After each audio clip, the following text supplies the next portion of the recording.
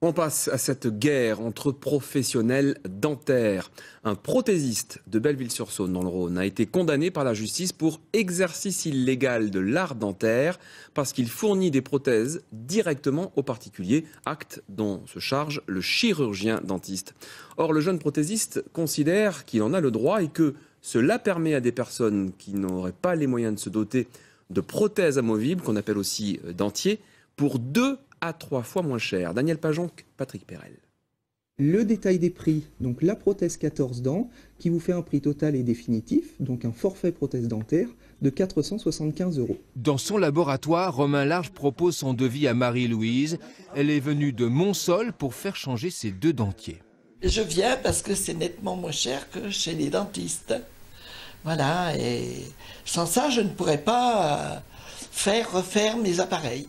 Depuis 3 ans, ce prothésiste dentaire produit les appareils amovibles directement pour les particuliers.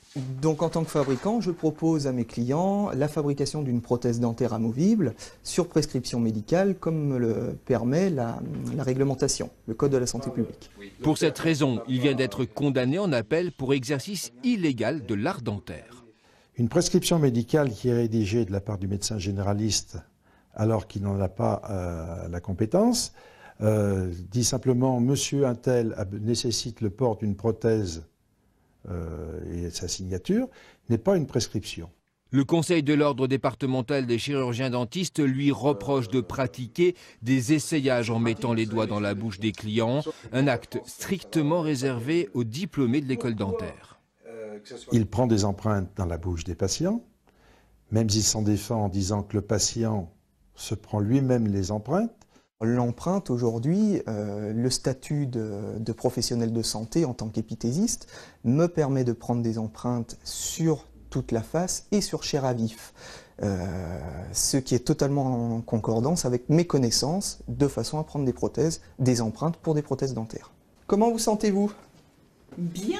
En qualité d'épithésiste, c'est-à-dire prothésiste maxillofacial, Romain Large estime ne pas être en délicatesse avec la loi. Aujourd'hui, soutenu par son syndicat professionnel, il souhaite aller plus loin. On appelle ça la séparation des actes, c'est-à-dire que le client définitif paye l'acte prothétique de la prothèse en elle-même et paye l'acte de pose chez son dentiste, ce qui diminuerait énormément les coûts.